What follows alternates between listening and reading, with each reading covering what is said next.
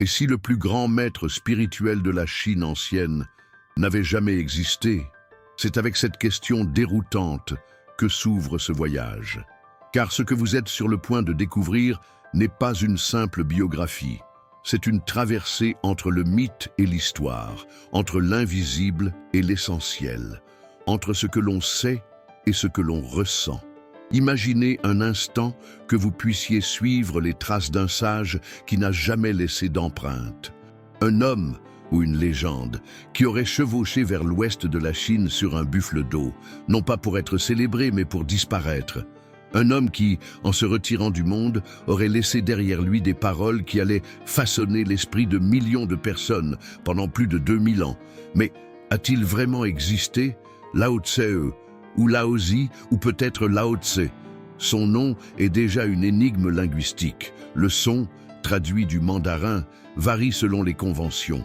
La signification littérale, vieux maître, mais est-ce réellement un nom ou simplement un titre honorifique attribué à une figure qui, avec le temps, s'est dissoute dans la brume de la sagesse orale et les voiles de la tradition? La vérité, c'est que nous savons très peu, presque rien, sur lui. Aucun document historique confirmé, aucun acte de naissance, aucune certitude archéologique. Et pourtant, paradoxalement, nous savons tant. Car l'empreinte de Lao Tse n'est pas gravée dans la pierre ou sur du parchemin. Elle est inscrite dans l'âme philosophique de l'Asie, dans la langue des moines, dans les gestes de ceux qui s'arrêtent pour écouter le vent. On dit qu'il aurait vécu aux alentours du VIe siècle avant Jésus-Christ, durant la dynastie Zhou, une époque où la Chine bouillonnait de conflits moraux, de guerres entre royaumes et d'une angoisse existentielle croissante. Il aurait été un contemporain plus âgé de Confucius. Certaines histoires racontent même qu'ils se seraient rencontrés, deux géants discutant à l'ombre d'arbres millénaires. Mais comment le vérifier? Tout est dissimulé derrière les brumes du temps, tel un reflet ondulant à la surface d'un lac. Et pourtant, un récit continue de survivre, plus légende que fait, mais peut-être justement pour cela, plus vrai que n'importe quelle chronologie. Lao Tse aurait été archiviste à la cour Zhou, responsable des documents impériaux. Mais peu à peu, il se serait désillusionné face à la corruption, la vanité, la décadence morale des puissants. Ce qui devait préserver l'ordre était devenu un théâtre d'ambition.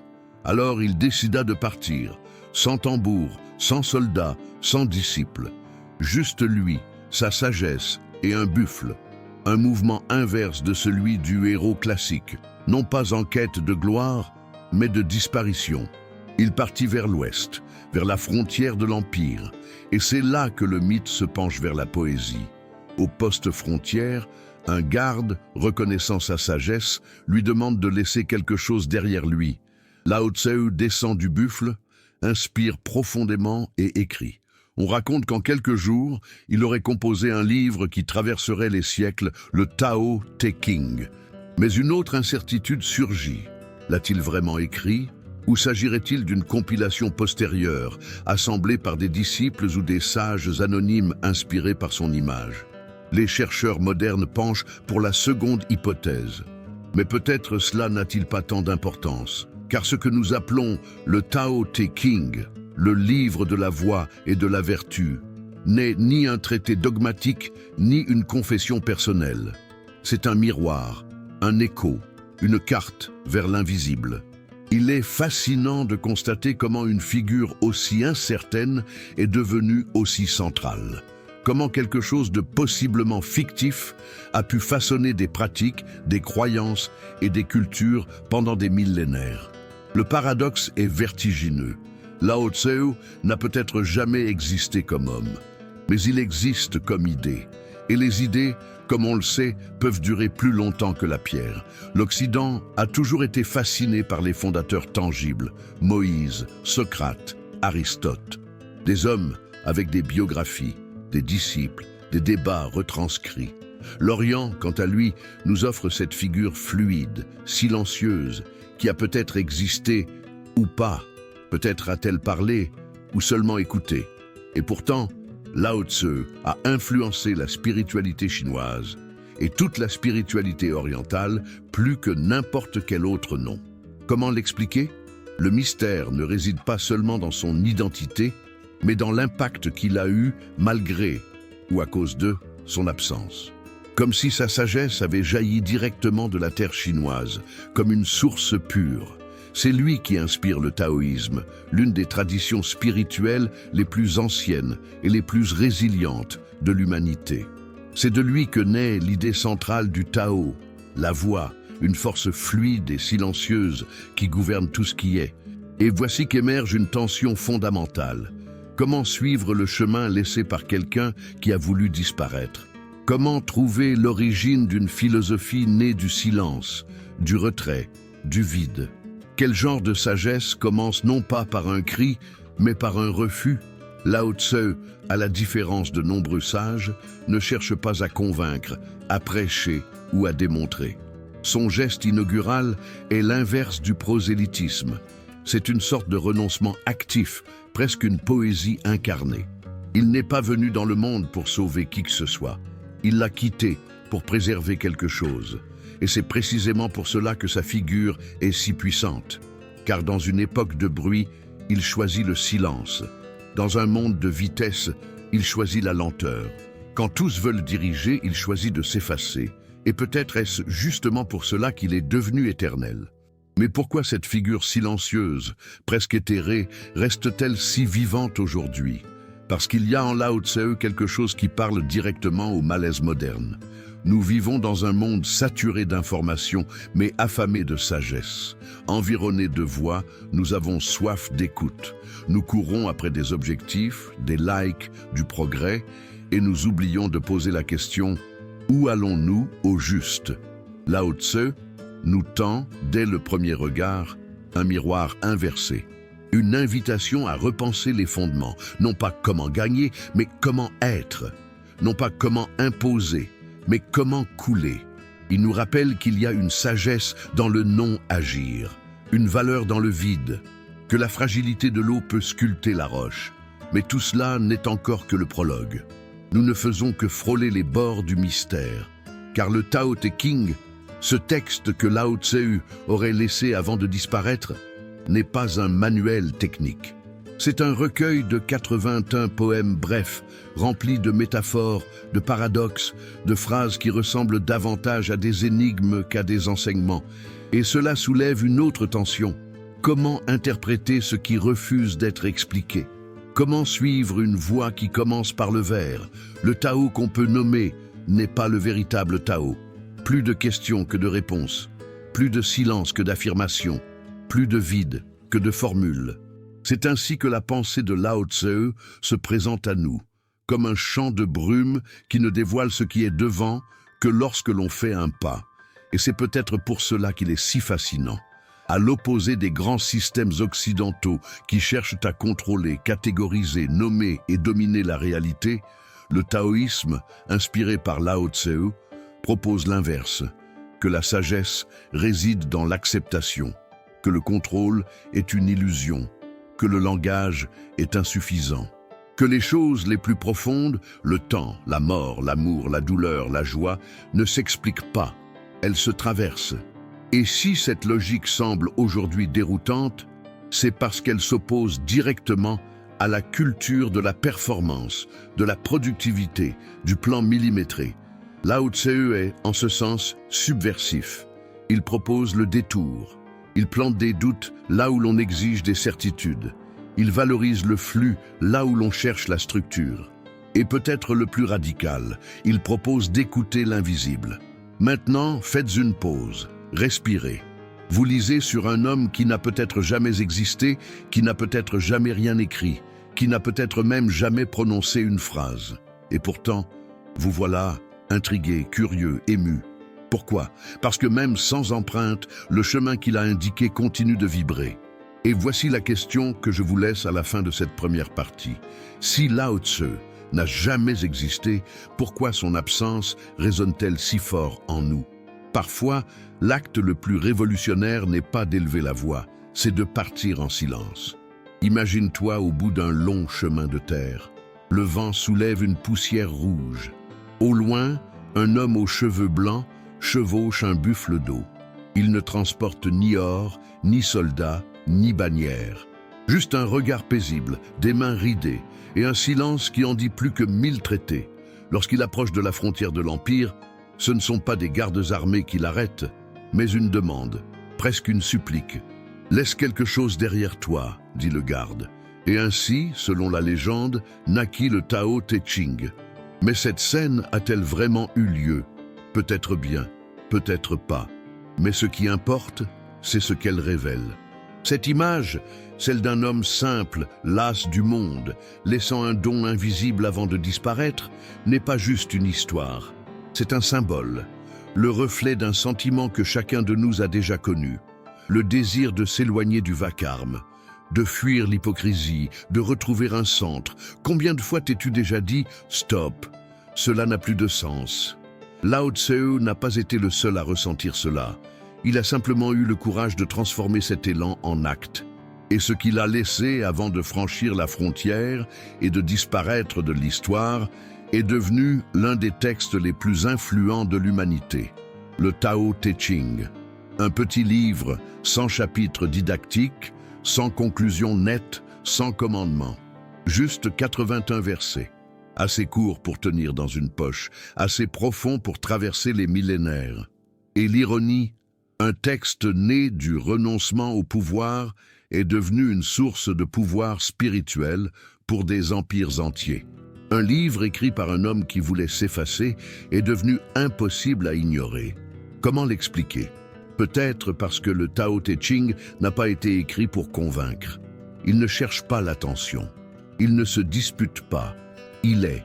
Et c'est précisément pour cela qu'il transcende le temps, les cultures, les religions et les langues.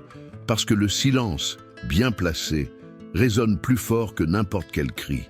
Mais allons au-delà de la légende, car cette histoire parle aussi de nous. As-tu déjà eu envie de partir? Pas physiquement, mais émotionnellement, de tout lâcher, le travail, la routine, les responsabilités, et de disparaître quelques jours? Être injoignable, invisible, hors réseau? Alors tu comprends Lao Tzu. Il est le patron spirituel de ceux qui en ont assez de faire semblant, de ceux qui voient la pourriture sous les tapis du quotidien, de ceux qui ne supportent plus la fausse lumière des vitrines. Ce qu'il a fait en partant n'était pas une fuite. C'était de la lucidité, de la maturité, la conscience qu'il existe des guerres que l'on ne gagne pas par la force, mais par le refus. Et cela, à l'époque de l'exposition permanente, est presque subversif. Nous vivons à l'ère de la présence obligatoire, du toujours en ligne, de la productivité comme vertu suprême. Et voilà qu'apparaît cette figure ancienne qui nous rappelle que disparaître est aussi un acte de sagesse. Mais attention, disparaître, ce n'est pas abandonner. Ce n'est pas se soumettre, c'est choisir son propre rythme. Sortir de la logique de la performance, c'est, comme le texte le dit, agir sans agir. Et le Tao Te Ching, né de ce geste, emporte l'âme. Mais que dit-il vraiment? Si tu attends des réponses claires, prépare-toi à être dérouté. Le texte est fait de paradoxes. La voix qui peut être dite n'est pas la véritable voix. Celui qui sait ne parle pas. Celui qui parle ne sait pas. Il déstabilise. Il invite à ressentir plutôt qu'à comprendre. On dirait qu'il a été écrit pour le corps, pas pour l'esprit. Et pourtant, à la lecture de ces vers, on ressent comme une réminiscence, comme si on savait déjà tout cela, mais qu'on l'avait oublié. Car le Tao Te Ching n'impose pas des idées, il réveille une mémoire, comme ces moments où tu es debout sur un balcon, le monde silencieux, et que le vent caresse ton visage. Ou quand tu entends le rire d'un enfant et que soudain tout semble avoir un sens. Ce type de sagesse ne s'explique pas. Il se vit. Mais le monde d'aujourd'hui a-t-il encore le temps pour cela? Nous sommes noyés dans la vitesse. Nous nous réveillons avec des notifications, nous nous couchons avec des échéances. Tout se fait dans l'urgence, même le repos. L'esprit saute du passé au futur et le présent nous échappe. C'est comme si nous traversions un pont sans jamais regarder la rivière. Voilà pourquoi le geste de Lao Tzu, cet homme qui est parti sans se retourner, nous touche encore. Il nous propose une sortie, une alternative. un rappel qu'il existe une autre manière d'exister. Et ce rappel n'est pas abstrait, il est profondément concret. Tu veux un exemple? Pense aux embouteillages. Oui, juste ça. Tu es coincé dans une file de voitures, klaxon, chaleur, stress. Tu pourrais t'énerver, jurer, taper sur le volant. Ou bien, tu pourrais t'arrêter, respirer, observer, regarder les nuages, écouter la musique à la radio, sentir le cuir du volant sous tes doigts. Voilà le Tao. C'est accepter le flux, laisser la vie suivre son cours sans vouloir la forcer. Un autre exemple, les disputes familiales. Tu as raison, bien sûr, mais est-ce nécessaire de le prouver? Le silence, l'écoute, ne serait-il pas plus puissant? Lao Tse disait « Celui qui maîtrise les autres est fort. Celui qui se maîtrise lui-même est puissant. » Combien de conflits pourraient être évités si nous cultivions plus d'écoute et moins d'ego? Un dernier, notre rapport au temps. Nous vivons comme si le temps était un ennemi, comme si la vie était une course contre la montre. Mais Lao Tse nous rappelle, la nature ne se presse pas et pourtant tout est accompli. La fleur ne s'impose pas d'éclore plus tôt. Le ruisseau ne se compare pas à la mer. Pourquoi alors vivons-nous comme si nous étions constamment en retard pour quelque chose que nous ne savons même pas nommer? C'est banal, précisément, parce que le Tao se révèle dans le banal, le commun, l'invisible. Il est dans ta respiration quand tu fais la vaisselle, dans la manière dont tu regardes un inconnu dans la rue, dans le silence entre deux mots. C'est dans cet espace subtil que l'enseignement de Lao Tse prend racine. Pas dans les grandes révélations, mais dans ces instants où tu es, simplement. Et le plus puissant, tu n'as pas besoin d'y croire, ce n'est pas une religion, il n'y a pas de rite. Le Tao Te Ching ne demande pas de conversion, seulement de la présence. Lao Tse a écrit, ou inspiré, un texte qui ne veut pas te retenir. Il veut te libérer, et c'est peut-être pour cela qu'il est parti.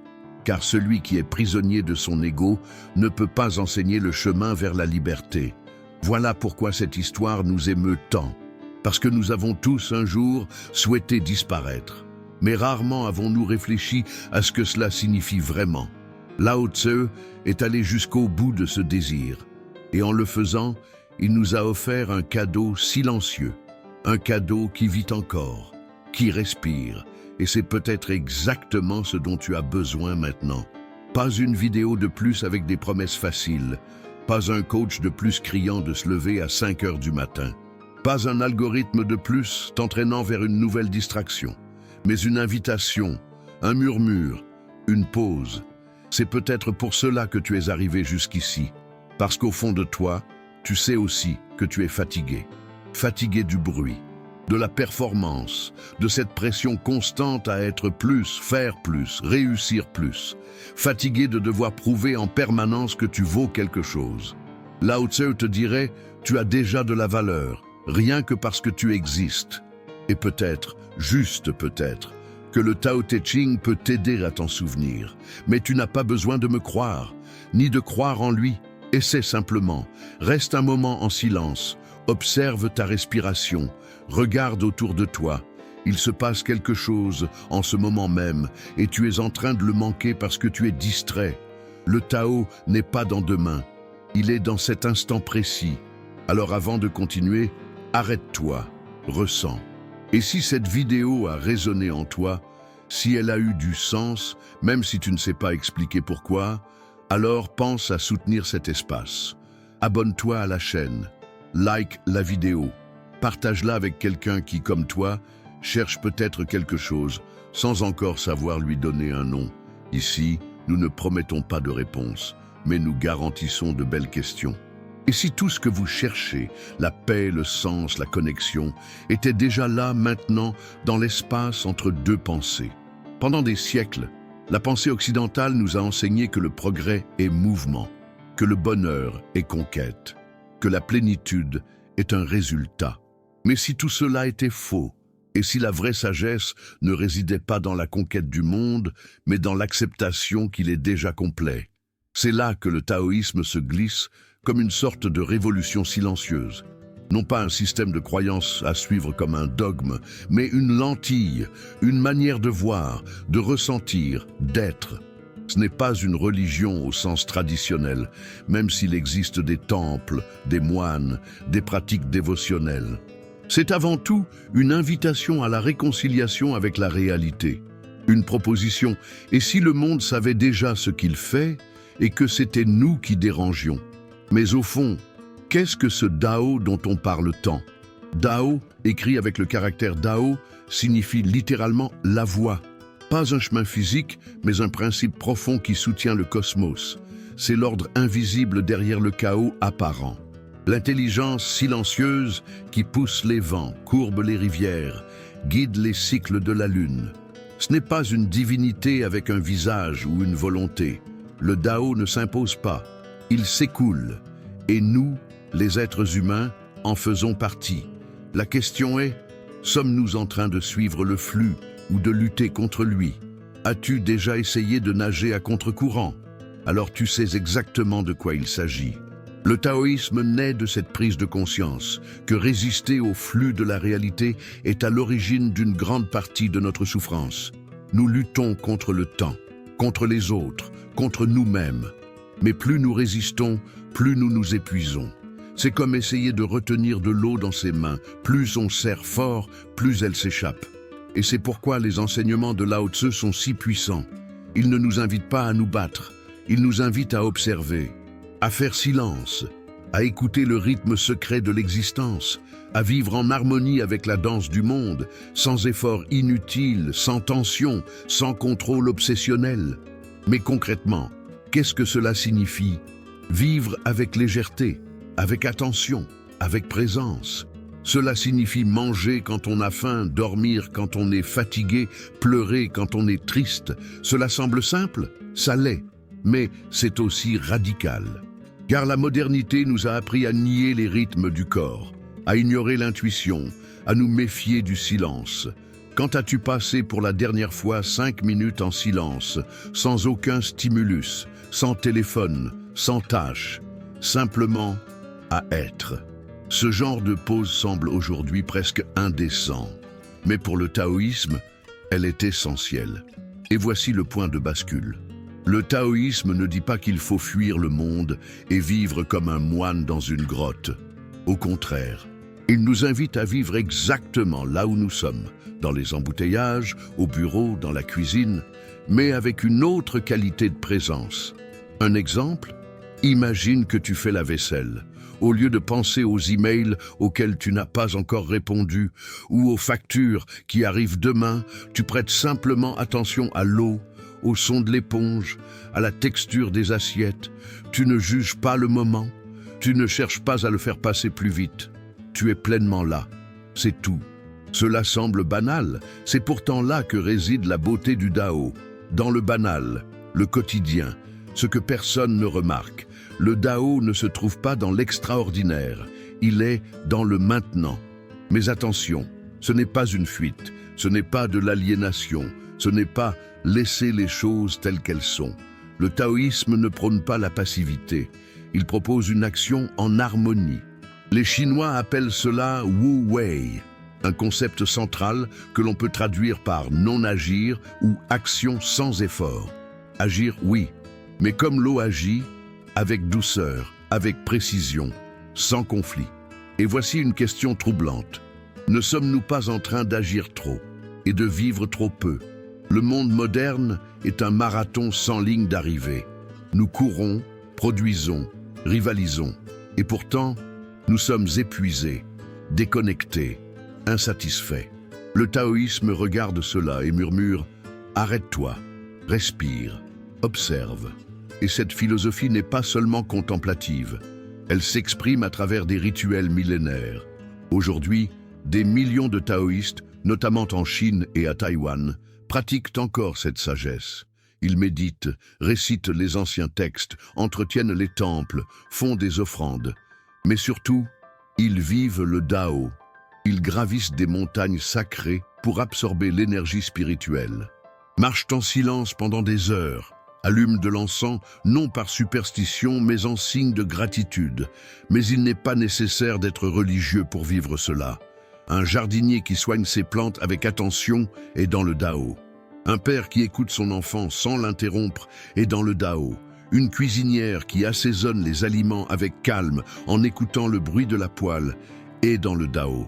Car le Dao n'est pas à l'extérieur, il est ici. Il l'a toujours été.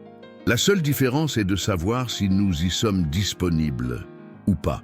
Et peut-être que c'est là la leçon la plus urgente. Dans un monde d'anxiété chronique, le taoïsme nous rend le rythme naturel des choses. Il nous rappelle que nous n'avons pas besoin de nous réinventer sans cesse, que nous ne sommes pas des projets à améliorer constamment, qu'il existe déjà en nous une intelligence qui sait vivre, et qu'il suffit d'ôter les excès, le bruit, la pression, les masques, pour qu'elle fleurisse. Mais comment faire cela quand le monde entier hurle autour de nous? C'est la tension que chacun de nous doit résoudre. Le taoïsme n'apporte pas de réponse toute faite. Il propose de meilleures questions, il suggère des chemins, mais il n'oblige pas, il ne juge pas, il ne condamne pas. Et c'est peut-être pour cela qu'il est si libérateur. Car au fond, tout se résume à un choix. Continuer à courir ou commencer à marcher. Tu peux continuer à pousser la vie comme un fardeau, ou écouter son courant et avancer avec lui, comme une rivière rejoint la mer. Le Dao est là, attendant que tu cesses de lutter contre lui, car il n'a jamais été contre toi, il est toi. Et si le monde que tu perçois comme chaotique et dur était en réalité doux, cette question peut sembler absurde, voire offensante. Comment oser dire que le monde est doux, alors que tout autour de toi tu vois des factures en retard, des conflits à la maison, des files d'attente à l'hôpital, de la violence à la télévision et une angoisse qui palpite sans cesse dans ta poitrine? Comment pourrait-on trouver de la douceur là où il n'y a que bruit, précipitation et souffrance? Et pourtant, c'est exactement ce que Lao Tse a fait. Ou plutôt, c'est ce qu'il a ressenti. Il existe une vieille parabole populaire en Chine. Elle raconte que Confucius, Bouddha et Lao Tse furent invités à goûter un verre de vinaigre. Confucius, toujours soucieux de l'ordre et de la morale, le trouva acide, tout comme il voyait la société, dégénérée et désorganisée. Bouddha, absorbé par la contemplation de la souffrance humaine, le trouva amer, à l'image du cycle de la vie, rempli de douleurs et d'illusions. Mais Lao Tse sourit et dit « C'est doux, tu comprends? 3 hommes, 3 philosophies, 3 visions d'une même expérience, mais un seul d'entre eux a vu de la beauté là où les autres ont vu un défaut. Et cela change tout, car il ne s'agit pas de goût, il s'agit de regard. La vie, le monde, les événements ne sont ni doux ni amers par essence. Ils sont, et c'est ton regard qui leur donne une saveur. Alors une question s'impose. Comment va ton regard? Te réveilles-tu chaque jour comme si tu portais une montagne sur les épaules, ou comme quelqu'un qui regarde le ciel à travers la fenêtre, même lorsqu'il est couvert? Vis-tu ta vie comme un combat permanent, ou comme une danse avec l'imprévu? Lao Tse croyait en une harmonie secrète cachée derrière l'apparente confusion. Il ne niait pas la souffrance, il refusait simplement d'en faire le centre de l'expérience. Sa philosophie ne naît pas du déni, mais de l'acceptation. Pas de l'évasion, mais de la fluidité. Pas de l'illusion, mais de l'écoute profonde du réel. Et tout commence par un mot, Dao. Mais attention, le Dao n'est pas une idée à maîtriser. Ce n'est ni un concept à analyser, ni une méthode à appliquer. Le Dao, c'est le flux invisible qui relie toutes choses, le mouvement du fleuve, le silence entre 2 notes, l'instant où le vent change de direction sans qu'on ne s'en aperçoive. L'as-tu déjà ressenti? As-tu déjà vécu ce moment où, sans savoir pourquoi tout semble juste, tu arrives au bon endroit, au bon moment, tu dis exactement ce qu'il fallait, les coïncidences s'alignent et tu ressens que l'univers te sourit. Cet instant, rare, subtil, précieux, c'est le Dao qui se révèle. C'est la vie qui te dit « c'est par là ». Mais la plupart d'entre nous sommes trop occupés pour le remarquer, parce que nous avons perdu le goût de la vie. Nous courons, nous accumulons, nous forçons, et dans notre obsession d'atteindre, nous oublions de savourer. Tout devient tâche, objectif, algorithme, et le moment présent devient juste un tremplin vers l'effort suivant. Mais Lao Tse nous propose une autre direction. Il nous invite à ralentir, ressentir, goûter, oui, goûter l'instant présent, avec tout ce qu'il contient, l'inconfort, la beauté, la contradiction. Pour lui, même le chaos cache un ordre, même l'erreur fait partie du chemin. Même le vide a une valeur. Et voici un paradoxe fondamental. Plus on cherche à comprendre le Dao, moins on le comprend. Car le Dao ne se met pas en mots. Il ne se décrit pas, il se vit. Le tout premier vers du Tao Te Ching prévient. Le Dao que l'on peut nommer n'est pas le véritable Dao. Et pourtant, on continue d'essayer. Parce qu'il y a en lui quelque chose qui nous attire, qui résonne dans un endroit silencieux en nous, là où ni la raison ni l'ego n'ont d'emprise. C'est à ce moment-là que la philosophie devient pratique, que l'invisible devient geste. Tu veux voir comment cela s'applique à ta vie ? Pense à la dernière fois où quelque chose a mal tourné, un projet échoué, une rupture, une opportunité ratée. Qu'as-tu fait ? Tu as résisté, tu t'es blâmé, tu t'es mis en colère. Maintenant, imagine que ce jour-là, tu aies respiré, accepté, écouté, et que tu te sois dit « tout est en mouvement, moi aussi ». Ce n'est pas du fatalisme, c'est de la sagesse. C'est reconnaître que la rivière continue de couler, même quand des rochers apparaissent, que la nature ne lutte pas contre les obstacles, elle les contourne, et pourtant, elle atteint toujours la mer. C'est ça, le goût du Dao. Et tu sais quoi ? Tu le connais déjà. Tu l'as déjà ressenti en marchant sans but, en écoutant une chanson qui parle à ton cœur, en observant un enfant dormir, en prenant quelqu'un dans tes bras sans dire un mot. Dans ces instants-là, quelque chose en toi s'aligne. Comme si un instant tout était à sa place. Tu ressens le monde, doux. Mais pourquoi est-ce si rare ? Parce que nous avons désappris. Nous avons désappris à faire confiance, à ralentir, à ne rien faire. Nous avons désappris la présence, la lenteur, le silence. Aujourd'hui, s'arrêter, c'est paresse. Abandonner, c'est échouer. Se taire, c'est être faible. Et à ce rythme-là, nous devenons insensibles. Non pas parce que le monde a perdu sa beauté, mais parce que nous avons perdu l'habitude de la sentir. Lao Tse nous invite à réapprendre, à voir l'invisible, à goûter l'instant, à laisser la vie être ce qu'elle est et non ce que nous voudrions qu'elle soit. Et cette invitation n'est pas une métaphore abstraite. C'est un geste concret, un changement d'attitude. Tu peux commencer maintenant. Ferme les yeux pendant 5 secondes. Respire profondément, sans l'air entrer, sans ton corps exister, sans le poids de tes pieds sur le sol. Maintenant, ouvre les yeux, regarde autour de toi. Tu n'as pas besoin de comprendre. Juste perçois. C'est ça le Dao. Il n'y a pas d'extase, pas de miracle, juste une présence. Mais une présence si rare que quand on la retrouve, c'est comme redécouvrir un goût oublié de l'enfance. Maintenant, réponds avec sincérité. Quand as-tu senti pour la dernière fois que la vie était douce ? Pas parfaite, pas facile, mais douce. Dans le sens où elle avait une saveur, une âme, où elle valait la peine d'être vécue. Parce que si nous ne pouvons plus ressentir cela, où allons-nous ? Peut-être que le vrai problème de notre époque n'est pas l'absence de réponse, mais le manque de vraies questions. Peut-être que nous poursuivons des buts que nous n'avons même pas choisis. Peut-être que nous sommes si obsédés par la performance que nous oublions le plaisir d'exister.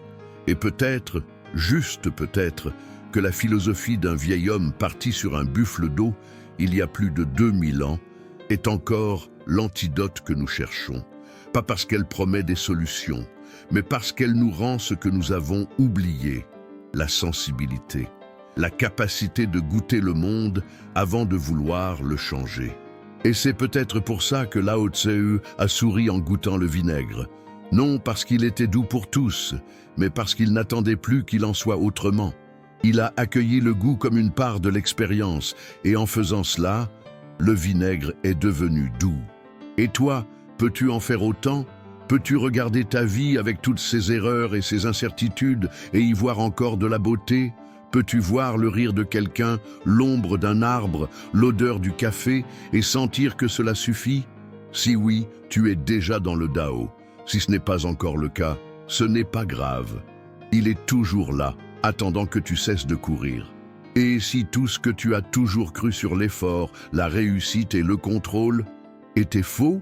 Cette question dérange, parce qu'elle touche au cœur même d'un système, celui dans lequel nous avons grandi, été éduqués, formatés. Depuis l'enfance, on nous enseigne qu'il faut se battre, que les choses ne viennent qu'avec de l'effort, que l'attente use et que rien ne tombe du ciel. On nous apprend à frapper, forcer, pousser, creuser, grimper, courir, rivaliser. Et pendant tout ce temps, une petite voix, quelque part dans notre esprit, chuchote « Tu n'as pas encore fait assez ». Mais si ce n'était que la moitié de la vérité, et s'il existait une autre manière de vivre, moins tendue, moins obsessionnelle, moins violente, c'est la provocation de Lao Tse lorsqu'il parle du concept de Wu Wei, deux mots qui pourraient être traduits de façon bien trop pauvre par non-agir. Mais ce qui semble être de la passivité est en réalité l'une des idées les plus sophistiquées de la philosophie orientale. Agir sans forcer, faire sans violence, réaliser sans rompre le flux de la nature. Difficile à croire?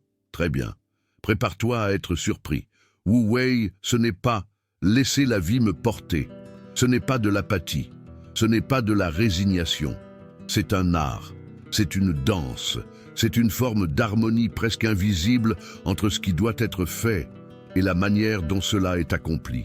Ce n'est pas l'absence d'action, c'est l'action avec élégance, avec justesse, au bon moment, au bon endroit, dans la bonne mesure. C'est l'opposé de l'anxiété, l'opposé de la précipitation, l'opposé de la guerre que nous menons chaque jour contre la réalité. Imagine un bambou.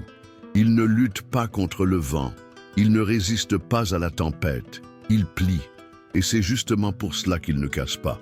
Combien de fois t'es-tu brisé en résistant à ce qui demandait simplement un geste de souplesse? Wu Wei, c'est exactement cela. Agir en harmonie avec le Dao, avec le courant invisible qui anime tout. C'est arrêter de ramer à contre-courant, non pas pour être emporté, mais pour apprendre à naviguer avec le courant. La vie est déjà en mouvement. L'univers a déjà son rythme.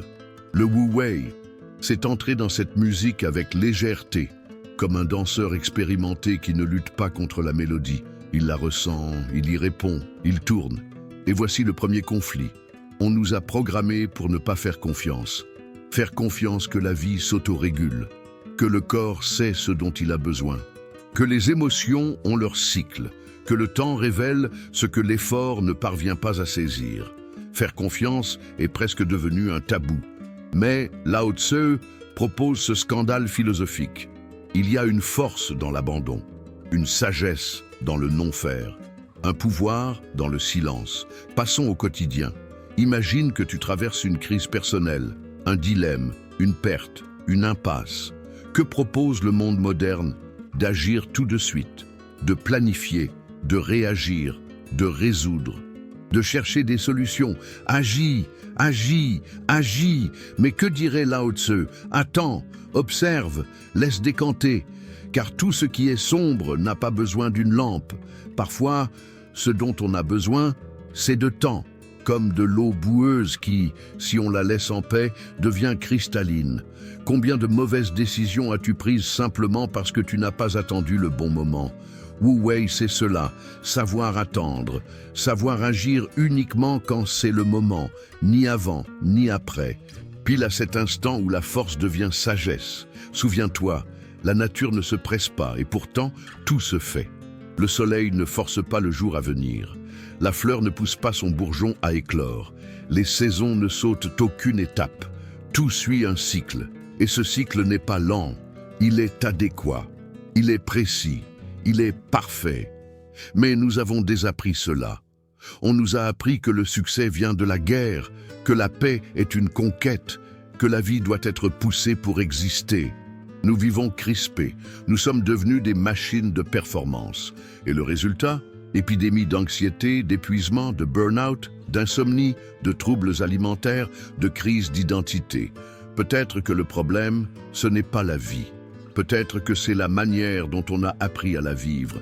Et c'est là qu'entre la beauté subversive du Wu Wei, c'est le refus de la guerre comme mode d'existence. On ne parle pas ici de passivité, on parle d'intelligence organique.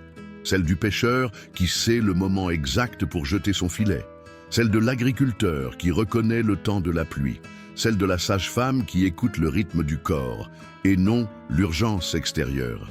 Wu Wei, c'est l'action qui naît de l'écoute. Mais sais-tu écouter? Peux-tu rester 5 minutes en silence, sans toucher ton téléphone, sans répondre aux messages, sans faire défiler une timeline, sans chercher une distraction?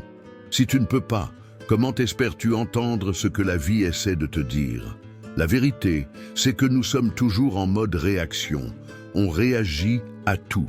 Un email devient une urgence, un message devient une pression, un retard devient une crise, une critique devient une tragédie.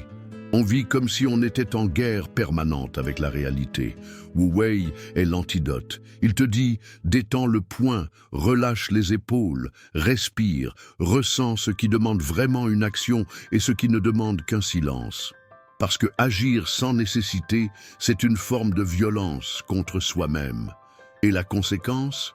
Fatigue, irritabilité, frustration, vide.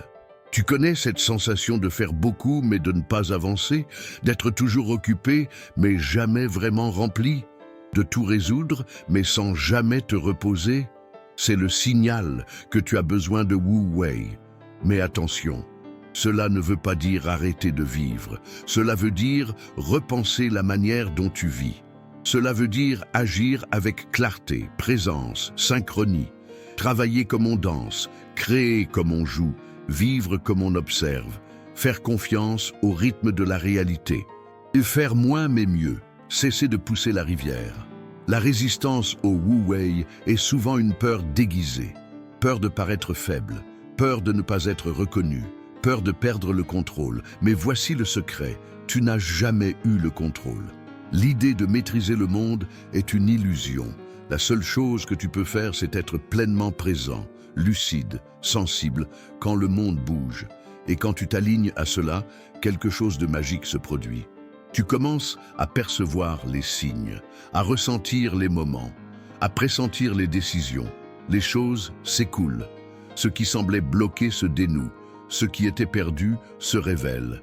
Pas parce que tu as forcé, mais parce que tu as permis. Wu Wei, c'est en essence un acte de confiance envers la vie. Et cela, aujourd'hui, est l'un des gestes les plus révolutionnaires qu'un être humain puisse faire. Maintenant, pose-toi ces questions avec sincérité. Combien de fois as-tu agi quand il fallait attendre? Combien de fois as-tu forcé alors qu'il suffisait d'ajuster le pas? Combien de fois as-tu parlé alors que le silence aurait tout dit? Combien de fois as-tu voulu réparer le monde alors qu'il avait juste besoin de temps?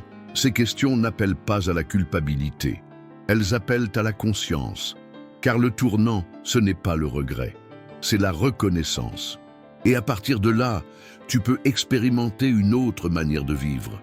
Tu n'as pas besoin de devenir moine, ni de quitter ton emploi, ni de disparaître de la société. Tu as juste besoin de commencer à faire attention. Où est-ce que tu forces? Où est-ce que tu résistes?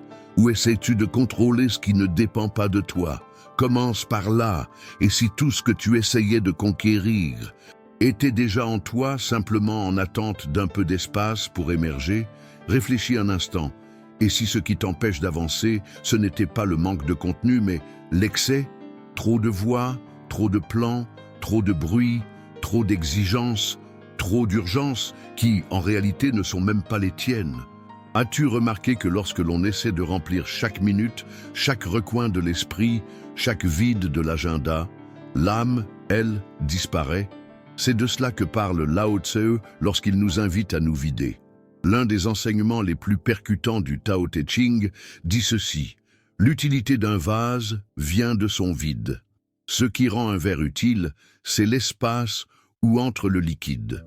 Ce qui rend une maison habitable, c'est l'espace entre les murs. Et ce qui rend l'esprit clair, c'est sa capacité à se taire, mais aujourd'hui, qui a le courage de se vider. Nous vivons comme des accumulateurs émotionnels. On garde tout, les vieilles rancunes, les attentes déçues, les opinions des autres, les modèles qui ne sont même pas les nôtres. On répète des idées qu'on n'a jamais digérées. On réagit à tout. On ne s'arrête jamais. On ne nettoie jamais notre étagère intérieure. Et alors, on tombe malade, de l'intérieur vers l'extérieur. Parce qu'il n'y a plus de place pour respirer, parce qu'on est rempli de tout, sauf de soi-même. Se vider dans le taoïsme, ce n'est pas perdre, c'est se préparer. Ce n'est pas s'annuler, c'est devenir réceptif. C'est arrêter de remplir l'esprit de 1000 distractions pour que la perception puisse enfin entrer. Se vider, c'est créer un silence intérieur suffisant pour que la vérité, ta vérité, puisse émerger. Mais cela demande un acte de courage rare. Et voici le premier conflit. Nous sommes dépendants du plein, plein d'opinions, de notifications, d'informations, d'objectifs, d'attentes.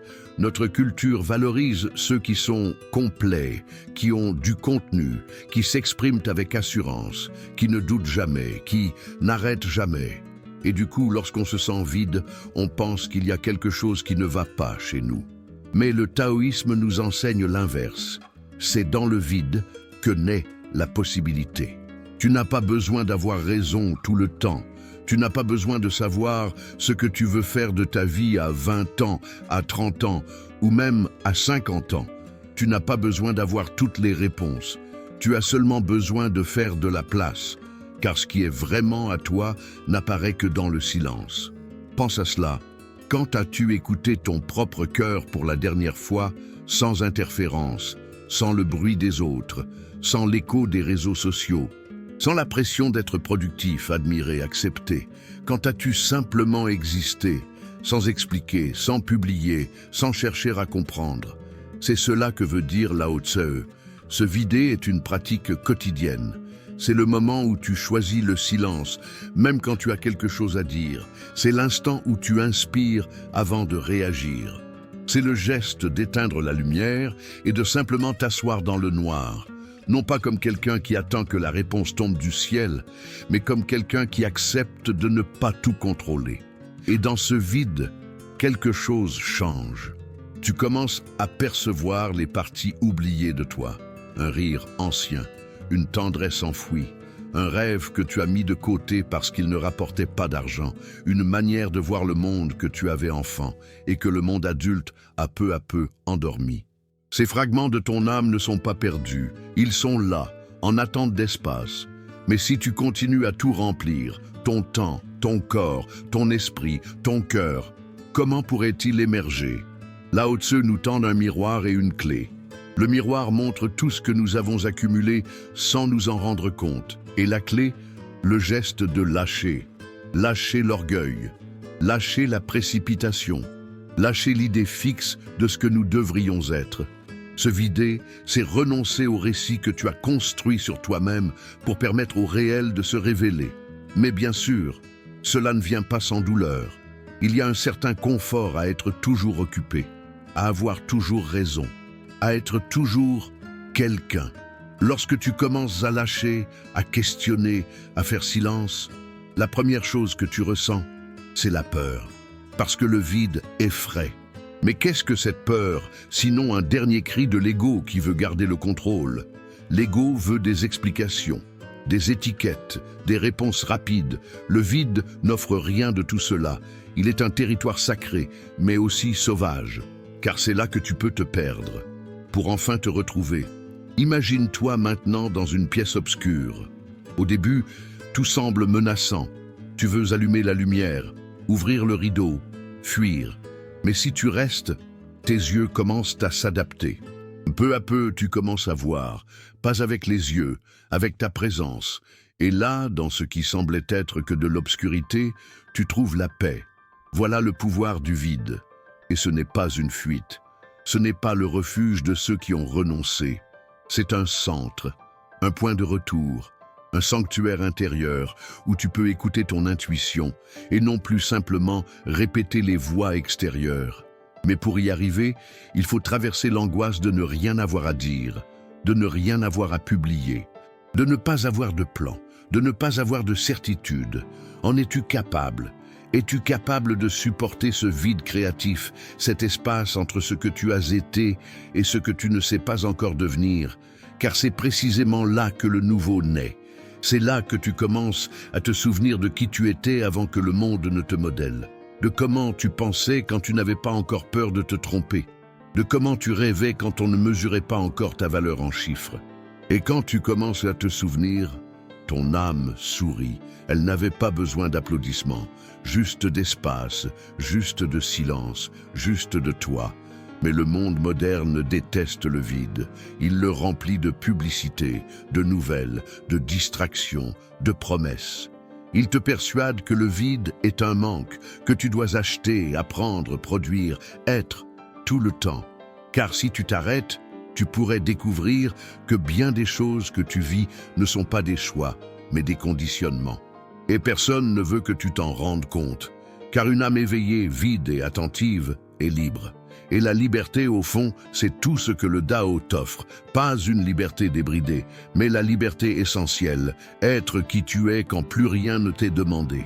Alors voici une invitation. Prends 5 minutes par jour, juste 5, pour ne rien faire, ne rien résoudre, ne rien consommer, juste être avec toi-même, te vider.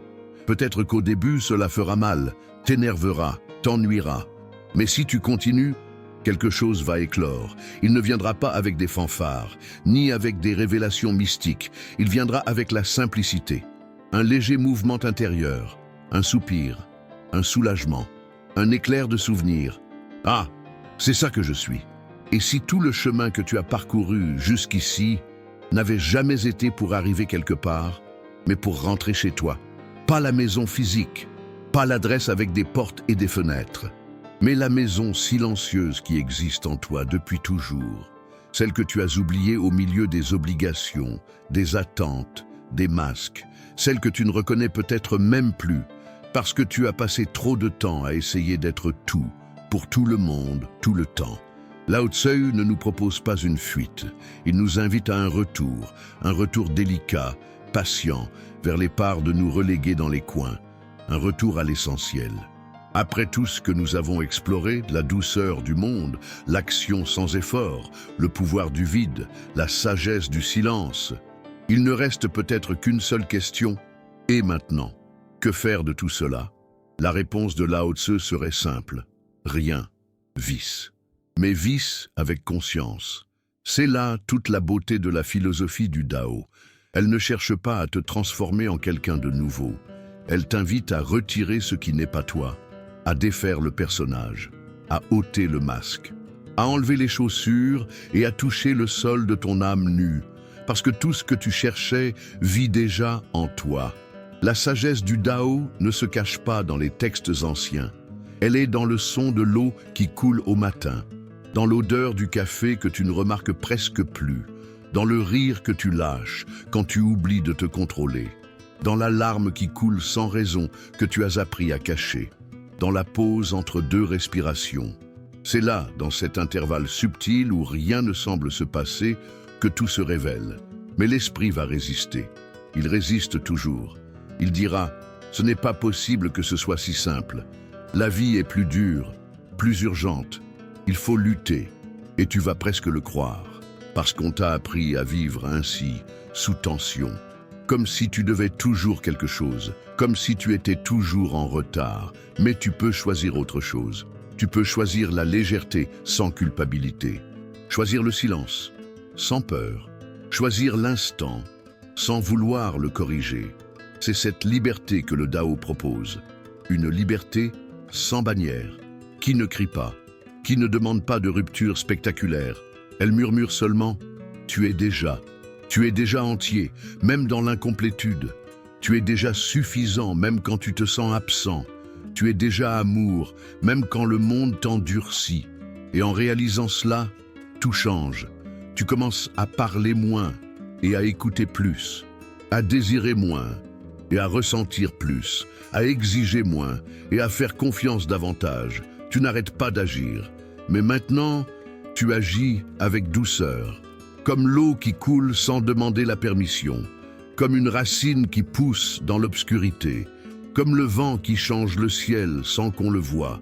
Tu commences à respecter le rythme des choses, à ne plus forcer le temps, à ne plus porter les autres, à ne plus justifier chaque silence, à ne plus avoir peur de ne pas savoir. Et peu à peu, ta vie redevient tienne. Mais ne te méprends pas, ce n'est pas une destination, c'est un exercice quotidien, un geste de présence, un regard plus tendre, une écoute plus profonde, un non qui libère, un oui qui accueille, un silence qui guérit.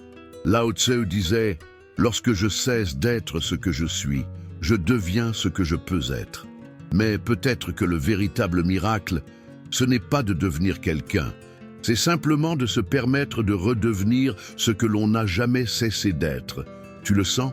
Ce n'est pas une idée, ce n'est pas un concept, c'est un parfum subtil, un souvenir inscrit dans la peau, une intuition qui surgit du cœur. C'est le corps qui murmure « Oui, c'est ici, c'est de là que je veux vivre. » Et peut-être, juste peut-être, le plus difficile est de faire confiance à cela. Parce qu'avoir confiance en soi, c'est, au fond, l'acte le plus révolutionnaire qui soit. C'est aller à contre-courant de tout ce qu'on t'a enseigné. C'est abandonner le besoin d'être validé. C'est faire taire le bruit de la comparaison.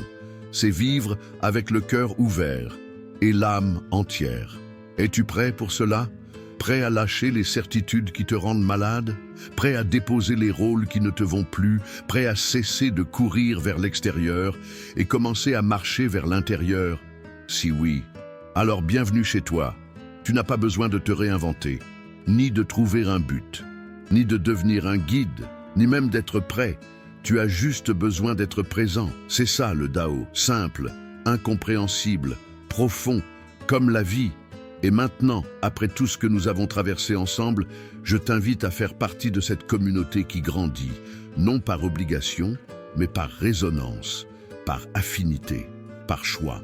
Si ce contenu a touché quelque chose en toi, quelque chose qui n'a pas de nom mais qui palpite, alors aime la vidéo, abonne-toi à la chaîne, laisse un commentaire. Quelle a été ta plus grande découverte jusqu'ici? Cela peut être une phrase, une image, un silence. Partage ton expérience. Elle peut être le tournant pour quelqu'un d'autre. Et si tu veux continuer cette traversée avec moi, sache que les prochains contenus iront encore plus loin. Nous allons explorer le temps comme professeur, la vulnérabilité comme force, l'impermanence comme libération et la beauté comme chemin de guérison. Parce que si le Dao nous a appris une chose, c'est que vivre n'est pas une course pour arriver quelque part, c'est une manière d'être entier pendant le chemin. Et si ce que tu cherches, c'est un espace pour respirer, alors sache, cet espace est aussi le tien. Merci de tout cœur pour ta présence, pour ton écoute, pour ton courage d'être allé jusqu'au bout. On se retrouve très bientôt, et d'ici là, souviens-toi, ce qui est léger demeure, ce qui est simple soutient, et ce qui est vrai finit toujours par revenir. Merci d'avoir marché à mes côtés, la traversée continue.